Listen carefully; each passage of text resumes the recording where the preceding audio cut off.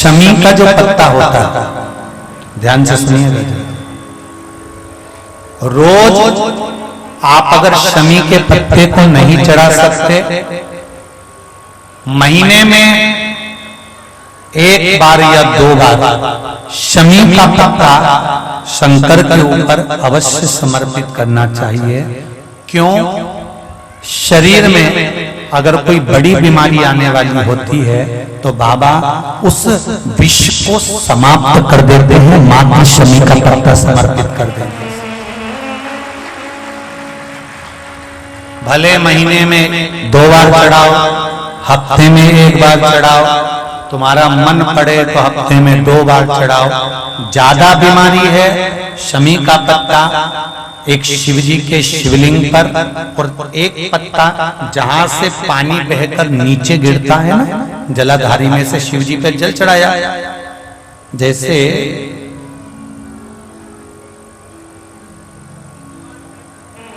ये शिवलिंग, इस पर जल चढ़ाया तो ये पानी बहकर नीचे आता है, तो जहां गिरता है एक पत्ता शिवलिंग के ऊपर और एक पत्ता जहां से जल नीचे गिरता है वहां। अगर ज्यादा बीमारी है और ऐसा लग रहा है कि डॉक्टर कह रहे हैं कि तबीयत ज्यादा खराब हो सकती है, जांचे जाएगी, ये होगा वो होगा, तो एक पत्ता शमी का ऊपर, एक पत्ता जलधारी जो बहकर नीचे आती है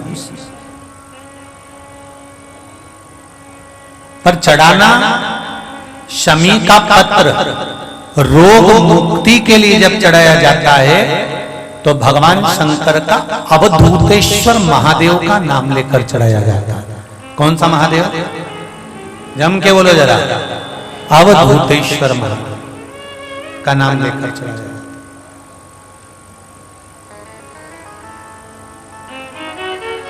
एक बात आपको कही थी अभी पिछले कथाओं में, गाय के दूध का घी बनाकर उसकी एक उंगली घी की अशोक सुंदरी वाली जगह पर लगाकर, जो व्यापार नहीं चलता हो, दुकान नहीं चलती हो, अशोक सुंदरी वाली जगह पर घृत लगाकर घर के दरवाजे पर या व्यापार के द्वार पर उस उंगली को लगा देना चाहिए। घृत पर होना गाय के घी का। गौमाता शिव पुराण कर रहे हैं, बाबा देवादिदेव महादेव की कथा कर रहे हैं। भगवान ने विष से रक्षा करी, सगर माता के गर्भ में रहे विष के भीतर, साथ में प्राण नहीं छूटे, क्योंकि जिसको मेरा महादेव अपनी गोदी में संभाल लेता है उसको कोई मिटा नहीं पाता है, चाहे दुनिया कितनी भी तंग लगा। मिटा नहीं। एक पाप अगर थोड़ा सा हो जाए तो थोड़ा रुक जाना कि अब दूसरा पाप करूंगा तो थोड़ा रुक कर करूंगा। पुण्य करते समय ना हाथ रोको, न मन रोको, न ये भजन की जिह्वा रोको, न श्रवण के कर्ण रोको। पर पाप अगर हो रहा है तो एक करने के बाद थोड़ा रुक जाओ कि अब मैं बाद में करूंगा। हो सकता है जब हम पाप को दूसरे दिन पर टाल देंगे तो हो सकता है मेरा देवादिदेव महादेव आकर उसको पूरा ही टाल दे। पाप जवान रहता है इसलिए उत्साह उमंग बहुत रहता है।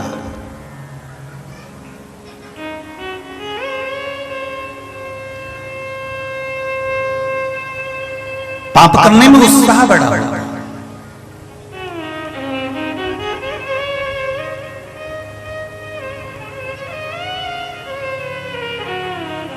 पाप बूढ़ा नहीं होता इसलिए गलत काम जल्दी करा देता है।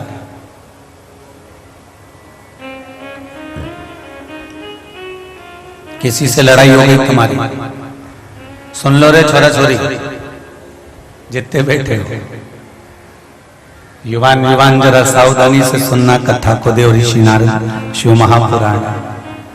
किसी से तुम्हारा झगड़ा हो गया, अंदर गए, तलवार उठा कर लिया है, गुप्ती उठा कर लिया है, डंडा उठा कर लिया है, लोहे की राड उठा कर लिया है, और गुस्से में आकर तुमने ये धर के दिया और सामने वाला व्यक्ति ढेर हो गया।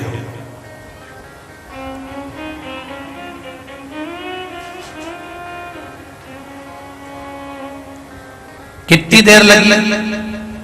अंदर गए, तलवार लाए, गुप्ती लाए, पत्थर लाए, चाहे बंदूक लाए, एक दो क्षण की देरी हुई, अंदर जाके 2 मिनट में तुमने सब कुछ कर दिया। पर वो 2 मिनट में पाप इतना जवान हो गया था, पाप इतना युवान हो गया था कि वो मचल रहा था। इसलिए उस पाप ने तुम्हारे हाथ से पाप करवा दिया। 2 मिनट का पाप तुम्हारे हाथ से हो गया। अब वो पाप की सजा कितनी भोगना है वो देख लीजिए कि 2 मिनट का पाप करा, किसी को तलवार मार दी, किसी का सिर फोड़ दिया, किसी के ऊपर तुमने लात मार दी। अब वो भोगना कितना है? सामने वाले व्यक्ति ने रिपोर्ट कर दी, थाने में बात पहुंच गई, थाने में फाइल पहुंच गई, तुम्हें पकड़ कर ले गए, ले जाने के बाद बंद कर दिया। सालों तक वो फाइल चलती रही, चलती रही, चलती रही, चलती रही, तब जाकर 2-3 साल 4 साल में निर्णय आया। निर्णय आने के बाद में फिर वापिस बंद कर दिया गया। तो पाप कितनी देर का हुआ था? थोड़ी सी देर का। भुगतना कितना पड़ा? 4 साल, 6 साल, 8 साल, 10 साल।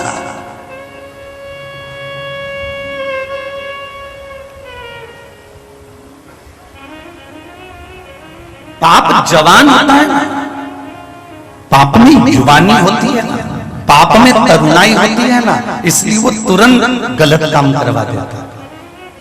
और पुण्य में थोड़ी सी शिथिलता रहता है, पुण्य में थोड़ी सी शिथिलता रहती है, पुण्य में थोड़ा सा हल्का सा बुढ़ापा झलकता है। इसलिए पुण्य, एक बार कोई अगर मान लो कि उसने किसी भिखारी को, किसी भिक्षुक को, किसी दरिद्र को 1 कटोरी आटा दे दिया और वो दरिद्र वापिस इसके दरवाजे पर मांगने आ गया, तो पुण्य शिथिल होता है। इसलिए पुण्य तुरंत कर देता, अब नहीं दूंगा, अभी तो दिया था तेरा।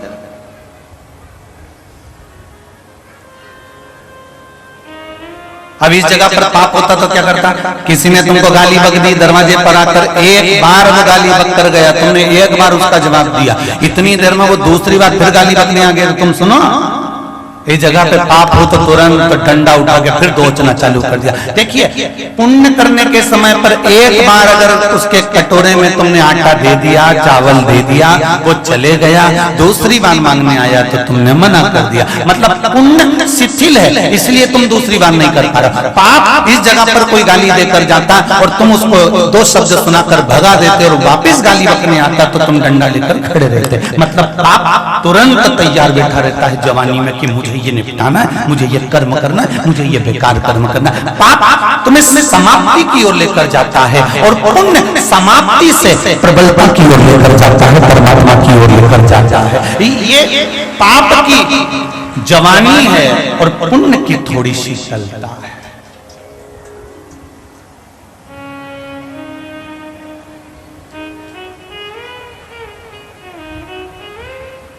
शर्ट कितने लोग पहने? शर्ट, कुर्ता कितने लोग पहने? जरा हाथ उठा। कुर्ता शर्ट कितने लोग पहने? आप लोग पहने? कुर्ता शर्ट में जो जेब लगी है वो सीधे हाथ पे लगी कि उल्टे हाथ पे लगी? लेफ्ट में। दिल कहां होता है? अरे बोलो तो जम के। लेफ्ट में। तो दर्जी को कैसे मालूम पड़ा कि जेब उल्टे हाथ पे ही लगाना है, लेफ्ट में ही लगाना है? क्योंकि दर्जी भी समझदार होता है, उसको मालूम है ये अगर मंदिर गया तो तुलसी का दल लेकर आएगा तो जेब में रख लेगा, ये बाजार गया गीता जी लेकर आएगा तो जेब में रख लेगा, ये सीहोर गया तो रुद्राक्ष लेकर आएगा तो जेब में रख लेगा, दिल के पास रखेगा तो मेरे नजदीक में रहेगा।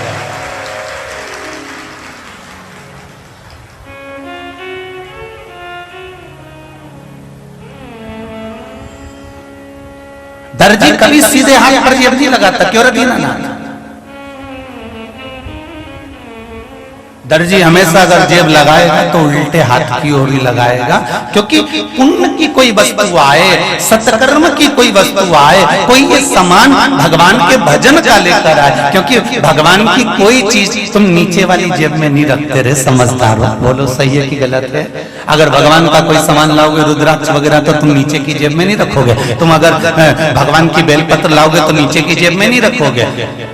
अगर कोई भी भगवान की चीज लेकर आओगे तो ये उल्टे हाथ पर जो शर्ट में जेब लगी हुई है, उस जेब के अंदर तुम ये पुण्य की चीजें, रुद्राक्ष, तुलसी, बेलपत्र, गीता, ये सब तुम उल्टे हाथ पर जो जेब लगी है उस जेब में रखते हो।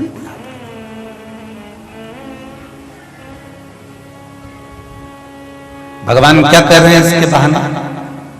दर्जी ने उल्टे हाथ पर जेब इसलिए लगाई कि जो भी पुण्य की चीज हो वो तुम्हारे हृदय के पास होना चाहिए।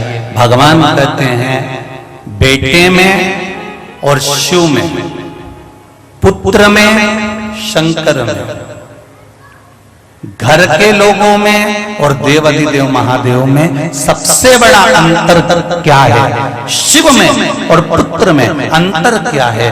पुत्र, बेटा, बेटी तुम्हारे साथ जब तक तुम्हारा शरीर चल रहा है, जब तक तुम्हारा ये शरीर काम कर रहा है, कमा रहा है, तब तक तो सब काका जी ने, बुआ जी ने, फूफा जी ने, मामा जी ने, पिताजी ने, माता जी सब करेंगे। जिस दिन तुम्हारा शरीर शिथिल हो गया, बूढ़ा हो गया, शरीर से कोई काम नहीं बन रहा, शरीर बेकार होते होते होते होते होते होते अंतिम क्षण पर पहुंच गया, अंतिम क्षण पर कोई तुम्हारा साथ देने वाला नहीं होगा। जितने रिश्तेदार, नातेदार, कुटुंब, परिवार वाले जो भी होंगे, पुत्र में और शिव में एक अंतर है। पुत्र तुम्हारे सुख तक साथ देगा, तुम्हारे शरीर के सुख तक साथ देगा और फिर साथ देना अंतिम क्षण तक छोड़ देगा। पर एक बार अगर साथ तुमने मेरे देवाधिदेव महादेव का पकड़ लिया तो ये अंतिम क्षण तक साथ देगा, वो छूटेगा, वो छूटना नहीं। हृदय लगाया। दर्जी को भी मालूम है कि उल्टी हाथ पर जेब लगाना,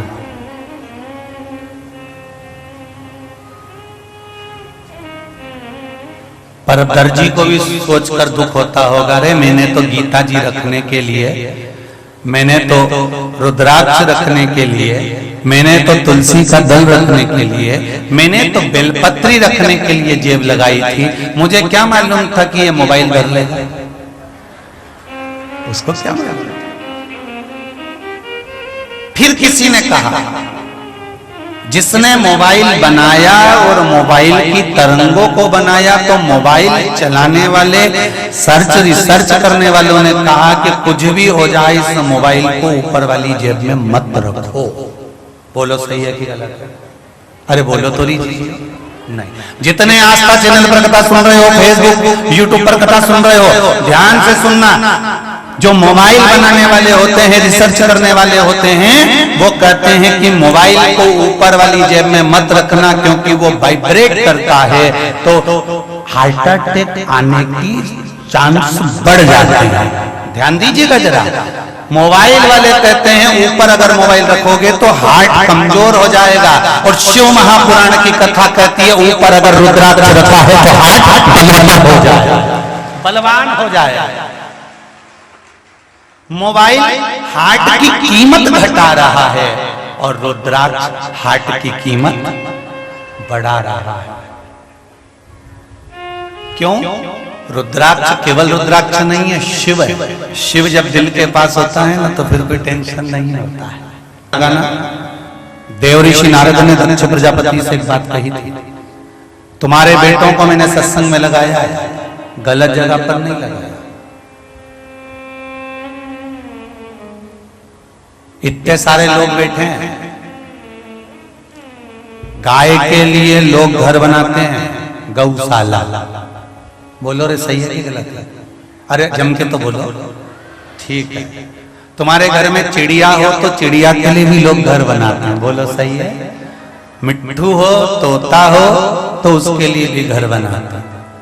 तुम्हारे यहाँ पर अगर घोड़ा हो तो उसके लिए भी अस्तबल बनाते हैं। बोलो सही है कि गलत है?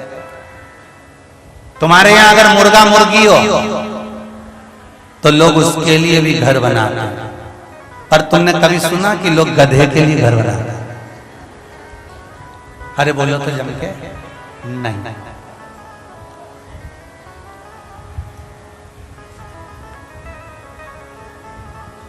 बेटे के लिए दुकान बनाओ, बेटे के लिए तुम घर बनाओ, पर बेटा गधा हो,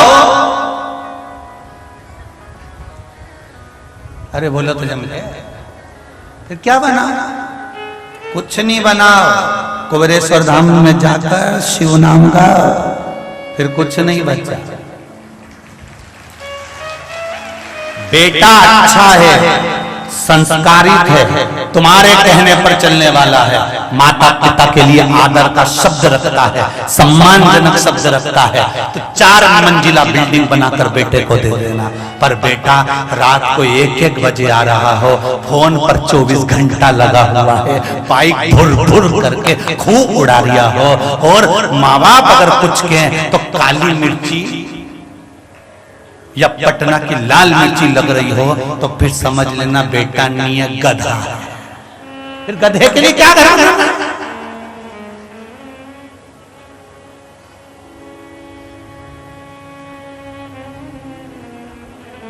मदिरा का नशा करके आ गया, रोड पे पड़ा है, उठा के लाना पड़ रहा है, बेशर्ती में डूबा हुआ है, जुए में डूबा हुआ है, गलत काम करता है, गलत दोस्तों के साथ बैठकर दिन भर ताश खेलता है। अब ऐसे गधे के लिए तुम घर बना रहे हो, तो फिर तुम भी गधे से कम हो, तुम भी गधे से कम हो क्या? घर बनाओ बेटे के लिए जो तुम्हारे संस्कारवान हो, तुम्हारे लिए तत्पर हो। मम्मी ने कह दिया, माँ ने कह दिया, बेटा 8 बज रही है, उठ जाओ। माँ रात को लेट हो गया था, बेटा थोड़ा जल्दी आया था। जी माँ, कल से गलती हो गई, अब नहीं आऊंगा, क्योंकि मैंने सियोर वाले महाराज की कथा सुन ली है, जो रात को लेट आए वो गधा होता है, अब नहीं आऊंगा।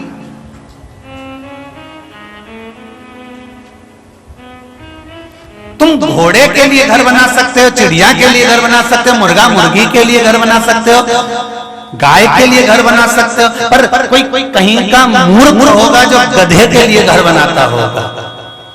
समझदार बनना है बेटा, संस्कार। इसीलिए शिव महापुराण की कथा कहती है, पूत सपूत तो की धन संचय, और पूत कपूत तो की धन संचय। बेटा सपूत होगा, तुमने जो दिया है उसको 4 चांद लगा लेगा, और बेटा अगर कपूत है तो ढेर प्रॉपर्टी छोड़कर जाना, सब नाश मिला सब। एक बार शेयर मार्केट पे बैठेगा, दोस्तों के कहने पर सारा डब्बा गोल करके आ जाएगा, घर में आके मुसद्दी लाल जैसा बैठा। गुमशुदा तलाश केंद्र का ऑफिस होता है ना, उसमें देखना तुम, उसमें कभी रौनक नहीं होती। ऐसे कई बेटा बहुओं के मुंडा पे रौनक ही नहीं होती, समझ लेना गुमशुदा तलाश केंद्र के ऑफिस है। इनके चेहरे पर प्रसन्नता नहीं है, जब भी कोई काम करेंगे घाटा कर कराएंगे। बाप कह देगा, पिता कह देगा, माँ कह देगी मैं बैठी हूँ, तो चिंता मत कर, ये सोने की चूड़ी ले जा, ये सामान ले जा, पर तो चिंता मत करना मैं बैठी। पर माँ और बाप अपने बेटे से ये कभी नहीं कहते कि अब तू एक काम कर, गलत संगत छोड़ दे, बहुत नुकसान कर लिया, बहुत कुछ हो गया, अब डूबते हुए नहीं देख सकते। एक काम कर, तू मंदिर जाना प्रारंभ कर, शंकर को 1 लोटा जल चढ़ाना प्रारंभ कर, वो तेरा हाथ जरूर पकड़ेंगे। ये निश्चित है, थोड़ा समय लग सकता है, पर महादेव दूर नहीं हो सकता।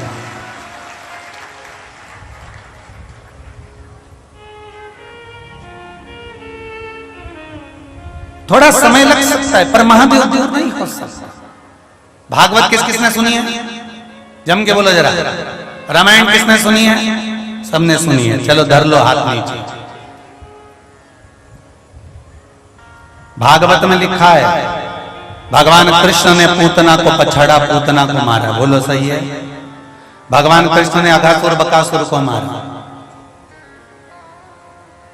भगवान राम ने ताड़का को मारा। पूरी शिव महापुराण को उठाकर देख लेना, जितने भी असुर आए, पूरी शिव पुराण में कहीं नहीं लिखा कि शंकर भगवान ने तारकासुर को मारा, कि इसको मारा, कि उसको मारा।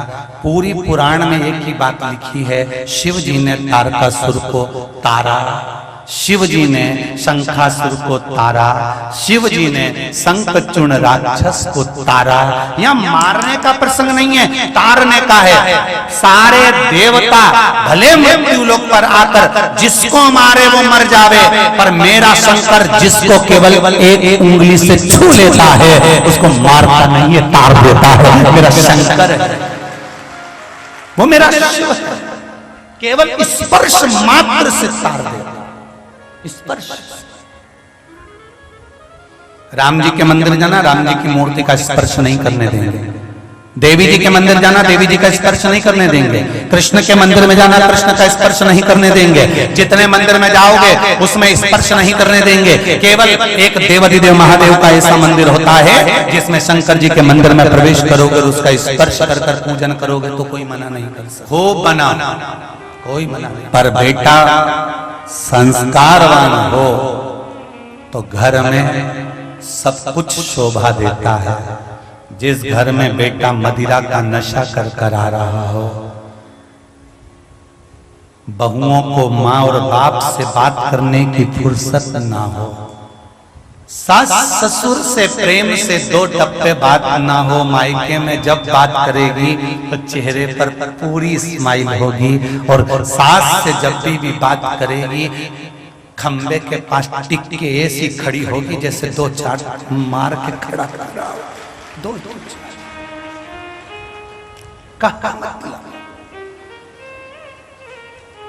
अब कहते हैं कि हमें घर बनाना है, तो हमने कई बार लोगों से पूछा तुम गधे के लिए बना रहे हो कि अच्छों के लिए?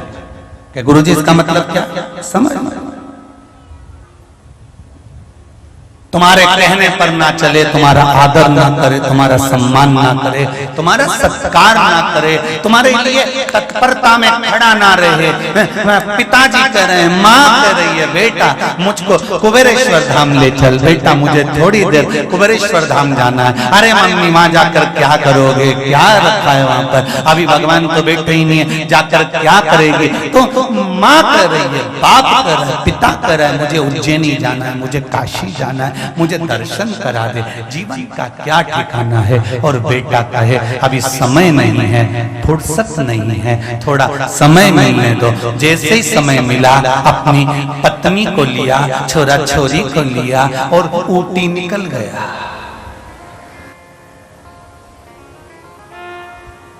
कहां?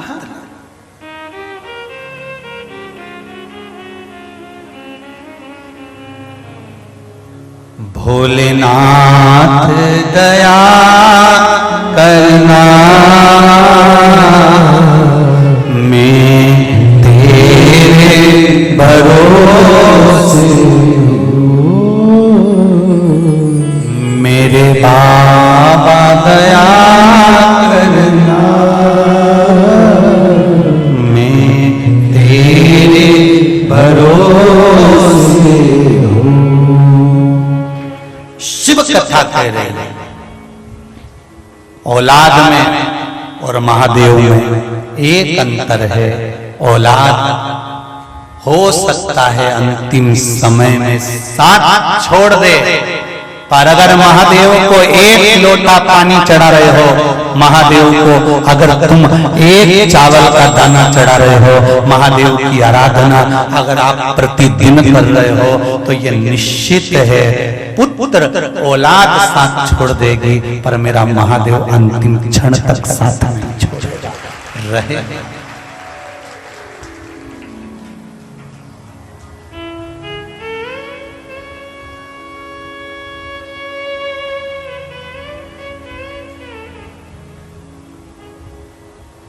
सूखा मेवा और गीला मेवा दोनों में अंतर होता है। गीला मेवा सस्ता होता है, सूखा मेवा थोड़ा भाव में तेज होता है। इसीलिए शिव महापुराण की कथा कहती है अहंकार अगर ज्यादा आ जाए तो ज्यादा भाव मत खाना, नहीं तो बड़ा और पाव खाना पड़ सकता है। इसका ध्यान रखना। अभिमान अगर ज्यादा आ जाए तो हमें भाव नहीं खाना कि नहीं मैं तो यही करूं, मैं तो डनलप का गद्दा ही चाहिए और मैं तो होटल का ही आनंद लूं, मैं तो ऐसा नहीं। भाव नहीं खाएं, भाव खाएंगे तो एक दिन बड़ा और, अरे जम के तो बोलो, बड़ा पाव खाना पड़ सकता, भाव नहीं खाना। उससे कहो बाबा मेरे घर का कोई बुजुर्ग नहीं है। कभी कभी आप शिव जी से कहा तो करो कि मेरे घर का कोई बुजुर्ग नहीं है, मेरे घर का कोई बड़ा नहीं है। मैं अपने दादाजी को जानता हूं, पर दादाजी को जानता हूं, पर दादाजी से वे आगे के दादा को नहीं जानता। मतलब मेरे घर का कौन बुजुर्ग है मुझे नहीं मालूम, पर मेरे घर का बुजुर्ग अब मैं आपको बनाना चाहता हूं। आप मेरे घर के बड़े बन जाओ, आप मेरे घर के बुजुर्ग बन जाओ। आप अगर मेरे घर को संभाल लोगे तो ये मुझे विश्वास है कि घर का जो बूढ़ा व्यक्ति होता है, घर का जो बुजुर्ग होता है, घर का जो बड़ा होता है, वो कभी किसी घर के व्यक्ति को बर्बाद होते नहीं देख सकता। अगर देवाधिदेव महादेव तुम्हारे घर के बड़े बन जाएंगे तो ये विश्वास रखना वो तुम्हें बर्बाद होता हुआ नहीं देख सकते। तुम्हारा उत्थान तुम्हें अग्रणी कर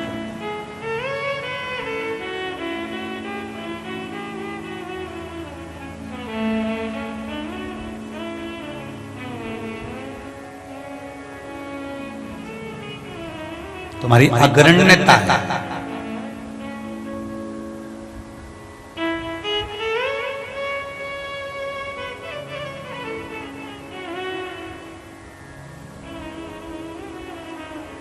शिव भक्ति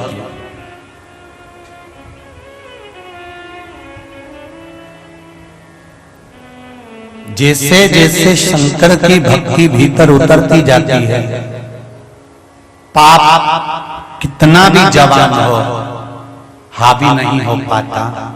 पुण्य शिथिल है तो भी ये जीवन निकल जाता है और जीवन में आनंद की अनुभूति होती रहती है। पाप नहीं बढ़ेगा। दिल के पास रुद्राक्ष रखिए,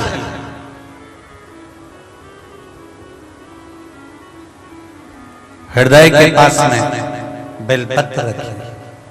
मोबाइल से हार्ट कमजोर होता है, पर बेलपत्री और रुद्राक्ष से हार्ट प्रबल होता है। एक पत्र आया देखिए,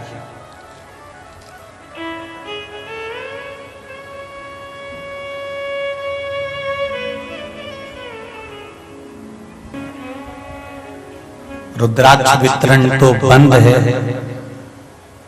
पर जो रुद्राक्ष यहां से एक पत्र और है, देखिए उस पत्र, छोटा सा है, पतरा सा।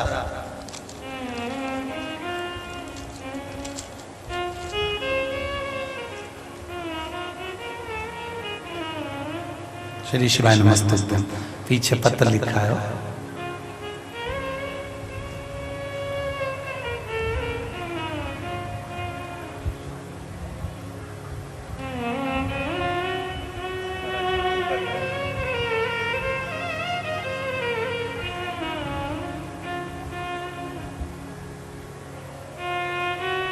तीन कुसुम शर्मा 304 गंगा विहार दिल्ली 31। आप ही हैं?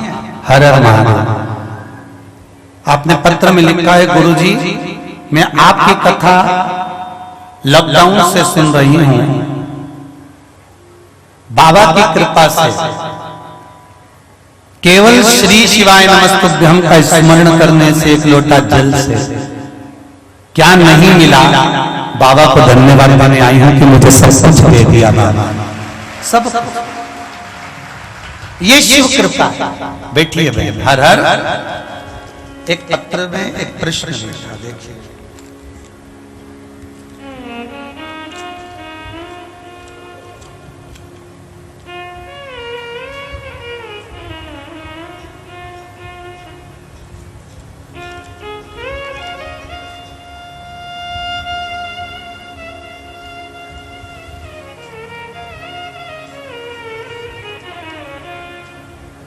पूजा साहू, सूरज साहू, देवास मध्य प्रदेश से हैं।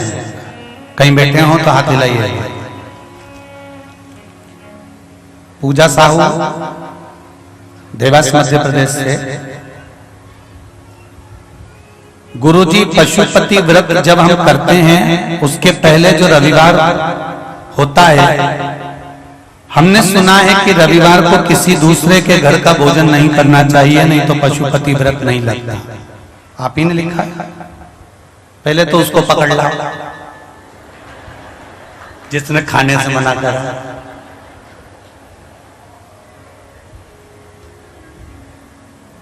बहुत प्रेम से भोजन करो, और रविवार के दिन ऐसा नहीं है कि आप दूसरे के यहाँ का नहीं खा सकते। प्रेम से अगर कोई बुला रहा है, प्रेम से जाओ, आनंद से जाओ, घर में खाओ, चाहे अतिथि भाव में पाओ। पर शिव महापुराण में पशुपति व्रत में ऐसा नहीं लिखा कि एक दिन पहले तुम्हें घर का ही भोजन करना पड़ेगा।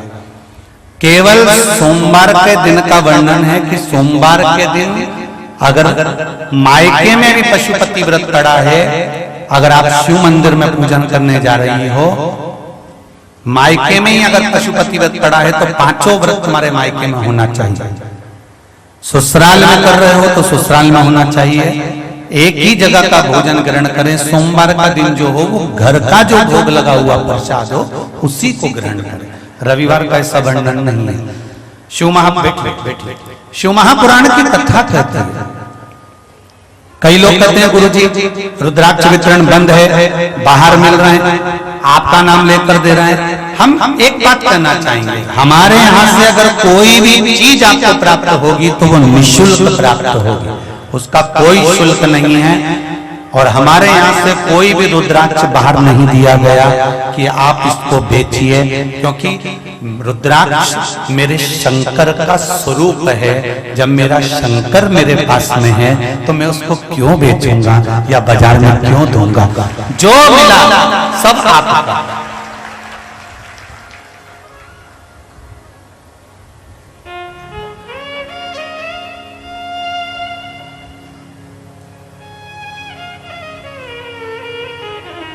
सब शिव का, शंकर का। एक रुद्राक्ष का बल भले अभी बंद है, जब बाबा चाहेगा तब प्रारंभ होगा रुद्राक्ष वितरण, मना नहीं। पर उस रुद्राक्ष का बल कितना प्रबल है। कहीं के भी रुद्राक्ष आप लेंगे, पहले उसको सिद्ध करिए, फिर उसको लायक बनाकर फिर उसको धारण करिए। पर कुबेरेश्वर धाम का रुद्राक्ष सीधे ले जाकर तांबे के लोटे में डालो, बहुत भारी बीमारी है तो उस रुद्राक्ष का जल शिव जी को चढ़ाओ, झेल कर लाओ, थोड़ा थोड़ा सुबह दोपहर शाम पीना चालू करो। 15 दिन में बाबा इसी धाम में धोख लगाने बुलवा लेगा, ये निश्चित है, निश्चित।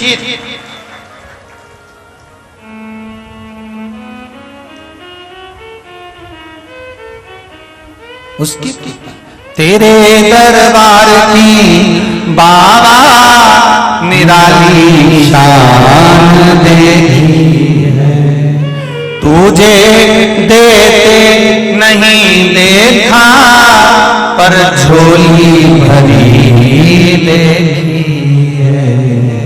शिव आराधना में कभी मौका मिल जाए, परिवार के लोग भले तुम 4 बार आ गए 6 बार आ गए और फिर कोई कह दे कि मुझे कुबेरेश्वर धाम जाना है, फिर दौड़ कर आ जाना। शंकर और कंकर की भूमि पर कहीं पर भी बैठकर 108 बार श्री शिवाय नमस्तुभ्यं बोलना, विनती करना, चले जाना। बाबा कृपा कर फिर खींच कर, उसकी करुणा है, उसकी दया।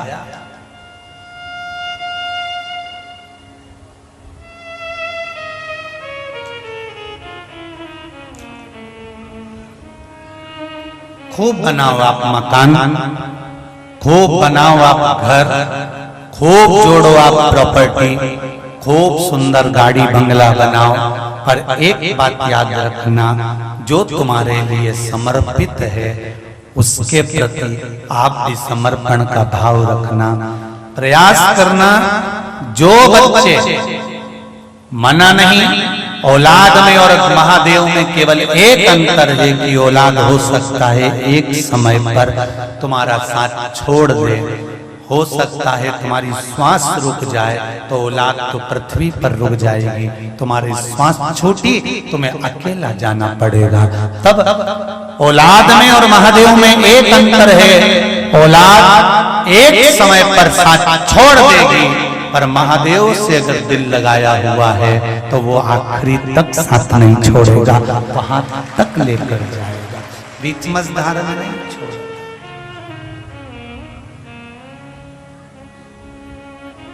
नहीं छोड़ेगा।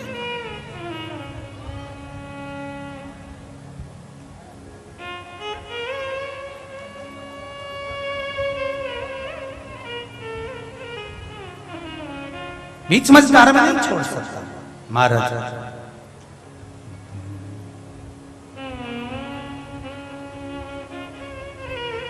मुझे ले चलिए उस धाम। शिव जी से कहना है हमको, बाबा आपके मस्तक पर चंद्रमा विराजमान है, सुना है उस पूर्णिमा के दिन जब आपके मस्तक पर चंद्र रहता है, जो दिल से कहा जाता है आप सुनते जरूर हो, मेरे भी मन की कामना पूर्ण करना बाबा। बाबा से निवेदन करें, श्री शिवाय नमस्तुभ्यं, श्री शिवाय नमस्तुभ्यं, श्री शिवाय नमस्तुभ्यं, श्री शिवाय नमस्तुभ्यं, श्री शिवाय नमस्तुभ्यं। बाबा से अपने मन की बात कहते हो, उससे निवेदन करें, विनय करें। भोला सब दुख काटो, शिव शंकर जपूं तेरी माला, भोला सब दुख काटो। हे बाबा सब दूर भटक लिए, सबसे कहकर देख लिया, सबसे विनती कर कर देख ली, अब आपके पास आकर निवेदन करा है मेरे को। अब आपसे कहने के लिए रिटर्न बढ़ाओ थोड़ा सा, आपसे कहने के लिए मैं भोला सब दुख काटो। एक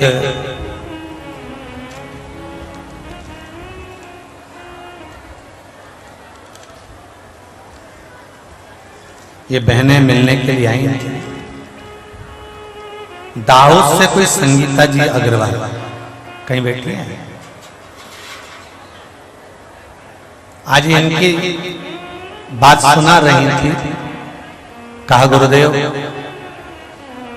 बहुत दिन से मन में था कुबेरेश्वर धाम आने का, बाबा ने कह रही थी गुरुजी पांव इतने तकलीफ में थे, जरा माइक पहुंचा,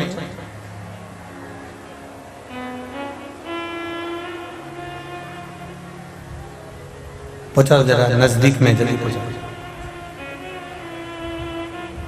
इतने तकलीफ में पांव थे गुरुदेव कि चलना बैठना उठना सब तकलीफ में था, पर शिव कृपा ऐसी रही, पांव की मालिश करवाना पड़ती थी, बाई लगाना पड़ती थी, पर एक लोटा जल सारी समस्या का हल। कहां से आई है? श्री शिवाय नमस्ते जी। आपके चरणों में कोटि कोटि वंदन और श्री माता जी के चरणों में भी कोटि कोटि नमन। जय हो। गुरुदेव देखिए पूजा पाठ तो बहुत की, सब कुछ किया, लेकिन उस हर ने आज मुझे नारायण से मिला दिया, जो कुबरेश्वर धाम में मुझे लाकर मेरे सपनों को साकार किया। कल रात को इतने महादेव दिखे सपने में, और हम दोनों हस्बैंड वाइफ जोड़े से बिल पत्र चढ़ा रहे, और रात में दोनों भाभी का जोबट से फोन आया, दीदी आप झाबुआ टर्निंग पे आओ, हम आपको लेके कुबरेश्वर धाम चलेंगे। तो मुझे तो समझ ही नहीं पड़ रही थी रात की 12-1 बजे तक कि मुझे 3 बजे उठ के जाना है।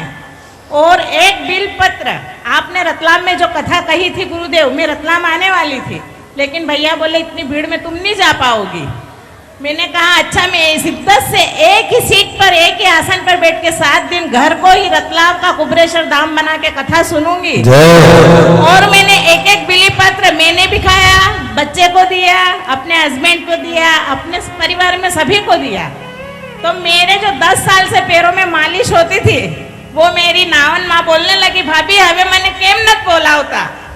तो मैंने उससे कहा तो खुद भी बाबा से मिल और मुझे भी मिलने दे। शिव कृपा, बैठिए विराजी। हर हर महादेव। शिव कृपा, हृदय से, चित्त से, मन से बाबा से निवेदन किया, दिल से। तेरी कृपा बिना ना हिले एक भी, लेते हैं श्वास तेरी कृपा से तनु तनु। कल अपने परसों की कथा में सुना था राजा सगर की कथा, कि राजा सगर की 2 धर्म पत्नियां, एक पत्नी के गर्भ से तुम्बा हुआ, 60,000 बीज उत्पन्न हुए, उस तुम्बे से घी के घड़े में रखे गए, घी के घड़े से फिर पुत्र की प्राप्ति हुई। 60,000 कपिल मुनि के आश्रम में जाकर श्रापित हुए, रात के ढेर बने, गंगा जी आई, भागीरथ बाबा लाए, और गंगा जी ने 60,000 काकाओं का उद्धार किया।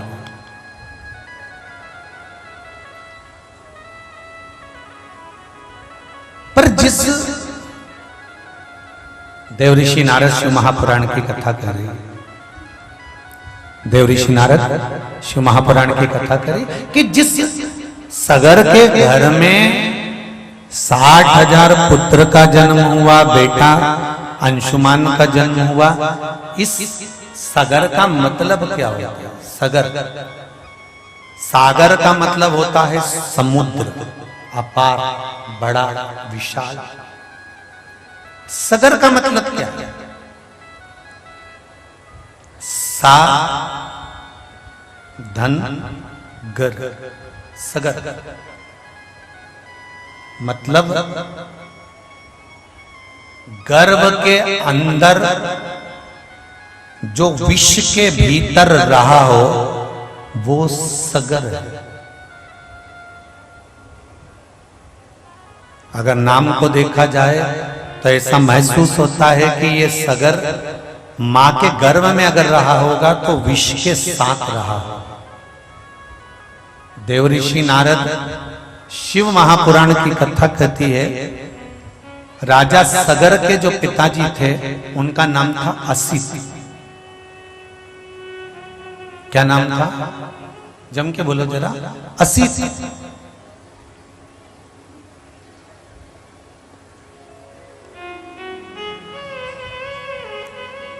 असित की 2 धर्म पत्नियां थी।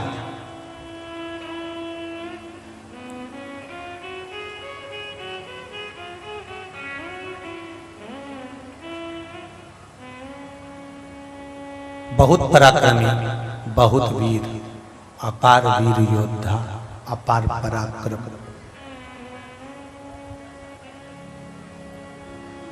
जिस राज्य पर आक्रमण करते थे असित, उस राज्य को जीत कर लेकर आते थे।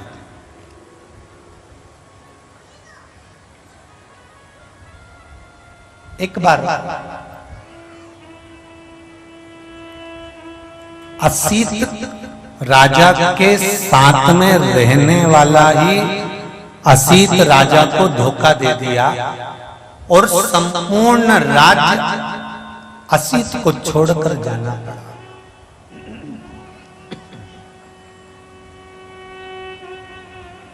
संपूर्ण राज्य छोड़ना पड़ा।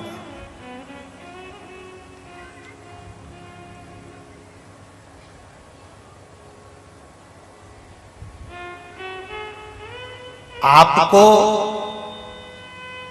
दुख देने वाला कोई दूसरा कभी नहीं हो सकता, इसका अंदाजा लगा कर रखना। राजा असित की कथा कर रही है शिव महापुराण के अंतर्गत। आपको दुख देने वाला कोई दूसरा नहीं होगा, स्वयं के अपनों को दुख देते।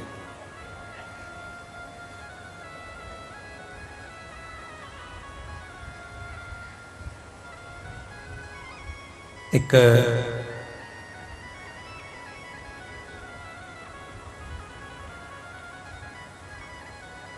फिल्म में अभी सागर की कथा में भी आप लोगों को बोला था, सागर की कथा में भी वर्णन किया था। एक फिल्म में किसी कलाकार ने कह दिया था कि शिव जी पर दूध चढ़ाने से अच्छा है कि किसी गरीबड़े को पिला दो। और वो कटी हुई क्लिपिंग व्हाट्सएप पर चली, फेसबुक पर चली, खूब चली।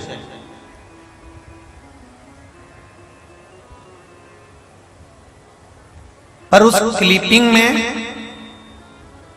फेसबुक पर जितने भी कमेंट्स आ रहे थे, वो कमेंट्स करने वाला कोई दूसरा नहीं था, हमारे सनातनी थे, जो लिख रहे थे हाँ सही बात कही, हाँ अच्छी बात कही, हाँ श्रेष्ठ बात कही।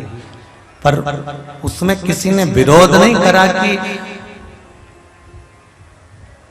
एक बेटा माँ बाप के लिए अगर कुछ खर्च करता है और माँ बाप अगर बेटे के लिए खर्च करते हैं तो उसका हिसाब कभी नहीं जोड़ा जाता।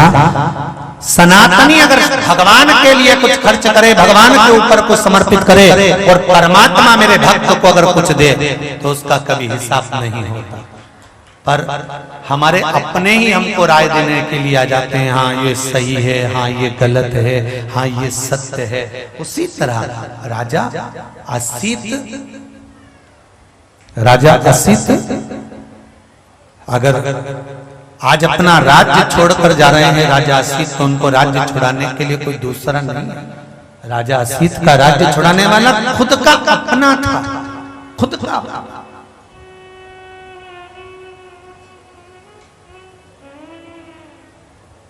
राज्य पर आक्रमण हो गया, छोड़कर जाना।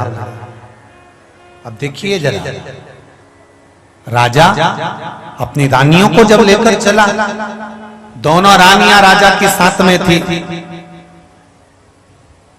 राजा की जो बड़ी रानी थी उसका नाम था कालिंदी, उसको लेकर जब राजा असित चला और चलने पर राजा असित ने आज अपनी रानी को रोक कर दोनों रानियों से कहा, मान लो मुझसे विरोध करने वाला, मुझसे युद्ध करने वाला अगर पीछे से आकर आक्रमण करे और मेरे प्राण चले भी जाए तो तुम चिंता मत करना, तुम गर्भ से हो दोनों, तुम एक काम जरूर करना, जब तक गर्भ रहे तब तक मट्टी का पार्थिव शिवलिंग का निर्माण करना और शंकर की आराधना करते रहना। तो ये निश्चित है कि तुम्हारा गर्भ सुरक्षित रहेगा और तुम्हारे गर्भ से जो पुत्र होगा वो सूर्य वंश का नाम रोशन करेगा, ये निश्चित है।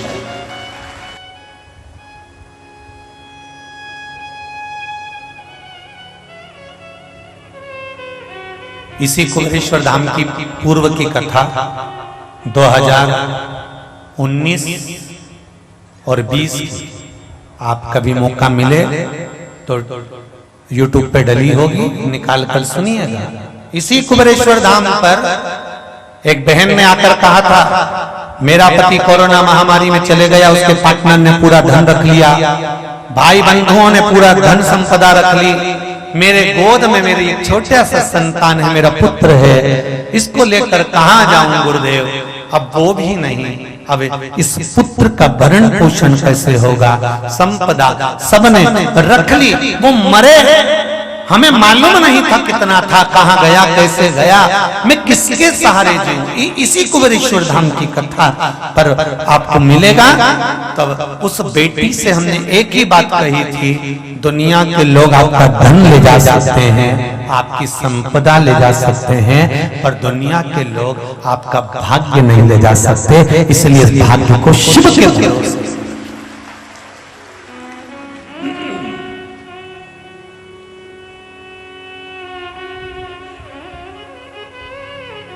शिव के भरोसे। मेरे बाबा दया करना,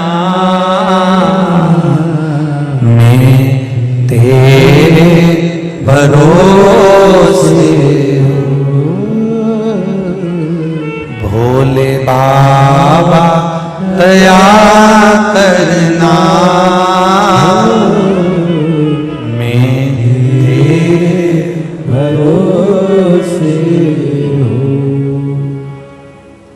रख ले, रखने वाला रखेगा।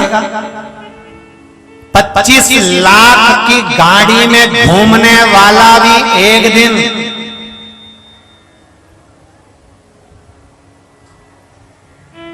25 रुपए के घड़े में भराकर हरिद्वार चले जाएगा।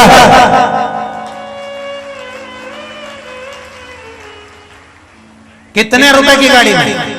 अरे जम के बोले, 25 लाख की गाड़ी में घूमने वाला भी एक दिन 25 रुपए के घड़े में लोटे में भरा के, अरे बोलो तो जीजियो, हरिद्वार चले जाता है। इसलिए अब 25 लाख की गाड़ी का घमंड मत करना। 25 रुपए के लोटे में कब पहुंच जाएगा मालूम नहीं पड़ेगा रे भाई। इसलिए तेरा क्या होगा रे कालिया, संभल कर जिंदगी जी, संभल कर जी।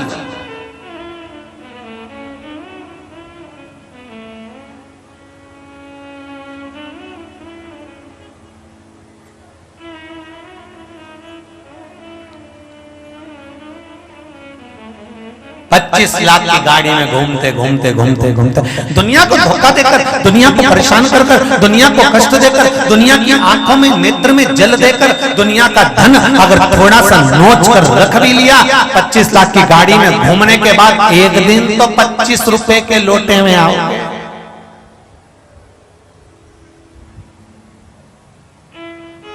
कभी तो पहुंचोगे।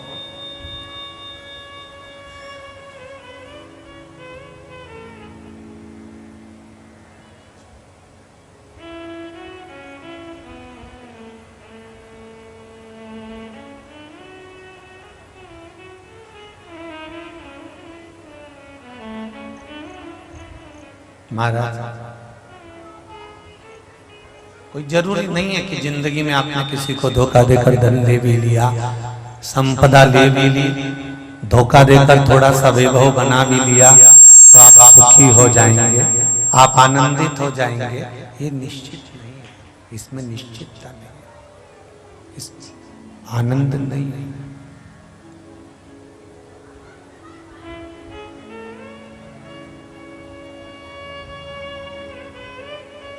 दुनिया का सबसे बड़ा ज्योतिषी है मेरा देवाधिदेव महादेव। इतना बड़ा ज्योतिष शास्त्री कहीं नहीं मिलेगा। भगवान कृष्ण ने जन्म लिया था और भाग्य शंकर जी बता रहे थे, यशोदा जी का हाथ देते। भगवान राम ने जन्म लिया था और भाग्य शंकर जी बता रहे थे कौशल्या जी को।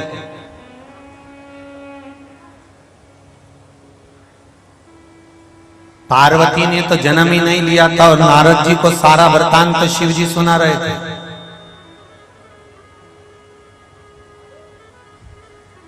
इतना बड़ा ज्योतिषी कोई नहीं हो सकता। इसलिए जिसकी भी पत्रिका गड़बड़ होती है वो मृत्यु लोक में आता है। ब्रह्मा जी को थोड़ी सी गड़बड़ी हुई तो मृत्यु लोक में देवाधिदेव महादेव के पास आए। भगवान विष्णु को थोड़ी सी गड़बड़ी हुई तो वह भगवान शंकर के पास आए और अपनी पत्रिका दिखाई। शिव जी ने कह दिया तुम चिंता मत करो, लक्ष्मी जी से ब्याह तुम्हारा ही होगा। ब्रह्मा जी तुम चिंता मत करो, तुम्हारा सिर कटेगा, बड़का पेड़ बनेगा, तुमको थोड़ा सा कष्ट जरूर भोगना पड़ेगा, तुम्हारी धर्म पत्नी ही तुमको श्राप दे देगी। ये ब्रह्मा जी को भगवान शंकर ने सब बता दिया। इंद्र को गड़बड़ी हुई, इंद्र भाग कर आए भगवान शंकर के पास। शंकर जी ने कहा चिंता मत करो, तारकासुर जाएगा, मेरा पुत्र आएगा, इसका उद्धार कर देगा, चिंता नहीं करनी। दुनिया का सबसे बड़ा ज्योतिषी है मेरा शंकर। ज्योतिषी का काम क्या होता है आपको मालूम है? ज्योतिषी का काम होता है आप जाएंगे, कष्ट बताएंगे, ज्योतिषी आपको उसमें से कुछ अच्छी चीज छाट कर आपको बता देगा, ऐसा कर लेना, ये पहन लेना, ऐसा धारण करना, ऐसा कर लेना, तुमको लाभ हो जाएगा। बस मेरा शंकर भी ज्योतिषी है, इसीलिए वेद व्यास जी ने किसी पुराण में कोई उपाय नहीं लिखा, पर शिव महापुराण में एक एक शब्द में लिखा है कि ये करने से ये फल मिलता है, क्योंकि शिव ज्योतिषी है। एक बार अगर शंकर की शरण में कोई चले गया, कितना भी ग्रह बेकार चल रहा हो, शंकर सारे ग्रह को अनुकूल कर देते हैं, उसको आनंदमय कर देते हैं। आनंद वो शिव, वो शंकर, वो ओघड़ दानी है, वो त्रिकालदर्शी, वो कैलाशी, वो अविनाशी, वो शिव है शंकर।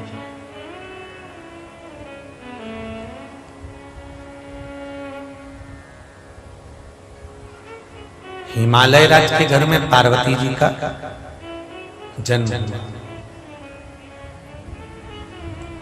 देवऋषि नारद ने जाकर जो शंकर भगवान से सुन रखा था वही देवऋषि नारद ने हिमालय राज की यहां मीनावती को बताया।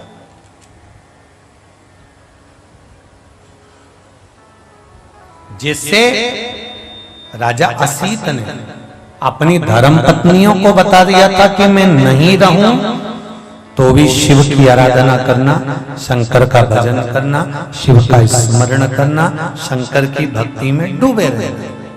अब देखिए, जिस राजा ने असीत के साथ कपट करा था वो राजा इन रानियों के पीछे पड़ गया, असीत के प्राण छूट गए, राजा इनके पीछे पड़ गया। और उसमें से कालंदी ने इसकी नहीं सुनी। कालंदी तो शंकर भगवान की आराधना में लगी रही, शिव के स्मरण में लगी रही, शिव भक्ति में लगी रही, पर दूसरी जो रानी थी वो उस राजा के कहने में पड़ गई। और राजा ने कह दिया कि तुम्हारे गर्भ से भी संतान होगी, उसके गर्भ से भी संतान होगी, तुम्हारा पुत्र भी होगा, उसका पुत्र भी होगा, वो तुमसे बड़ी है, उसका पुत्र हो सकता है सिंहासन पर बैठ जाए, इसलिए तुम एक काम करो, रानी को जहर पिला दो।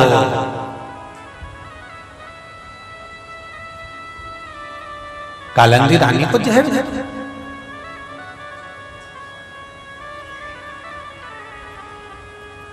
जिस गंगा जी की आरती को आप लोग गाते हो ना, पुत्र सगर के तारे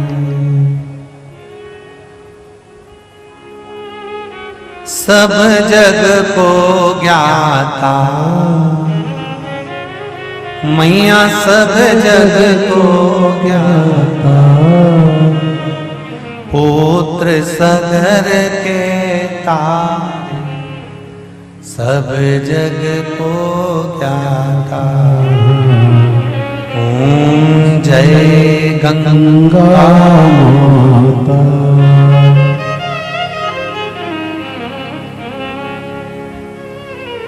जय गंगा माता, मैया जय गंगा माता, जो नर तुमको ध्यावत वो नर तर जाता। ओम जय गंगा।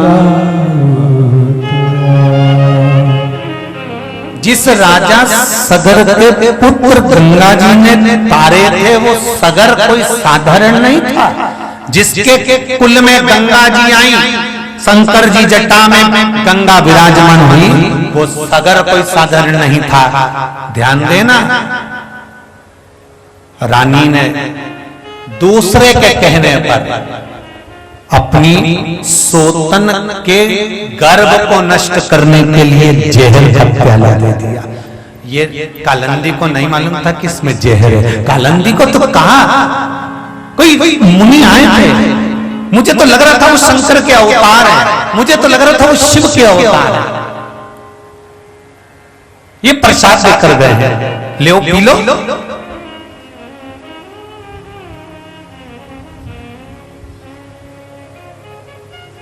छल करने वाला, कपट करने वाला, कपटी। रामचरित मानस में भी लिखा है कि कपटी मुनि का वेश धारण कर कर एक भेड़ गया था। उसने राजा के यहाँ जाकर भोजन के लिए ब्राह्मणों को बुलाया और भोजन में मांस, सुनी कि नहीं सुनी कथा रामायण की, उसमें मांस बना दिया। मांस बनाकर उन ब्राह्मणों के सामने परोस दिया। आकाशवाणी हो गई कि जिस भोजन की थाली के सामने तुम बैठे हो, इसमें मांस मिला है। सारे ब्राह्मण उड़ गए, उन्होंने श्राप दे दिया राक्षस होने का। वही रावण बन गया, वही कंस बन गया, ये वही हिरण्यकश्यप हिरण्याक्ष बन गए। ये श्राप से बने। इसलिए यहाँ शास्त्र कह रहा है कि दुनिया के लोग हो सकता है धर्म के नाम पर, परमात्मा के नाम पर, कहीं भगवान के नाम पर तुम्हारे साथ कपट ना कर जाए, क्योंकि आज के जमाने में कपट की कोई परिभाषा नहीं रही। कपट की, बेईमानी की, पाप की कोई परिभाषा नहीं रही। दुनिया के लोग धर्म के नाम पर भी पाप कर जाते हैं, सत्कर्म के नाम पर भी पाप कर जाते हैं, कपट कर जाते हैं। इसलिए शिव महापुराण की कथा कर रही है कि प्रसाद के रूप में दिया गया था मीराबाई को जहर, प्रसाद के रूप में दिया गया था इस असीत राजा की रानी कालंदी को जहर, प्रसाद के रूप में ही प्रहलाद के सामने भी जहर दिया गया था। ये कभी भी हो सकता है धर्म के नाम पर, सत्कर्म के नाम पर कोई